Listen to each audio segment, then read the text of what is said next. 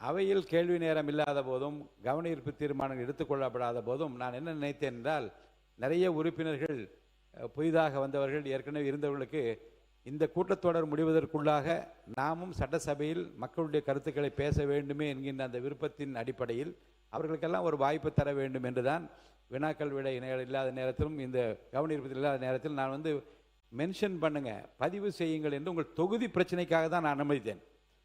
அந்த தொகுதி பிரச்சனை பற்றி பல உறுப்பினர்கள் அது மென்ஷன்ஸ் பதிவு செய்கிற போது அவர்களுக்கும் மக்களுக்கும் இருக்க அந்த தொடர்புகள் வெளியே தெரிய வேண்டும் என்பது ரொம்ப அவசியமாக எனக்கு பட்டது.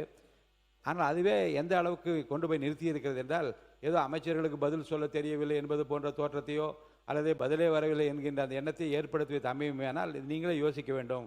நான் ஜனநாயகபூர்வமாக உங்கள் கருத்துக்களை சொல்வதற்கு மாண்புமிகு அமைச்சர் அவர்கள் பதில் கிடைத்த பிறகுதான் நான் அனுமதிக்க வேண்டும். அதுதான் விதி. ஆனால் அதை ஏன் அனுமதித்தேன் என்றால், ஒருவேளை சில அமைச்சர் இப்போ பதிலும் சொன்னார்கள்.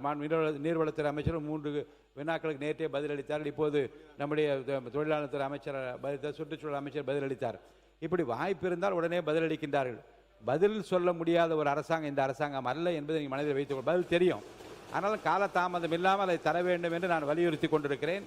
காலதாமதம் இல்லாமல் பதில் வருகின்ற வினாக்களுக்கு மட்டும்தான் வியாழக்கிழமையிலிருந்து வினாக்கள் விடைகள் நேரம் மட்டும்தான் நடைபெறும்.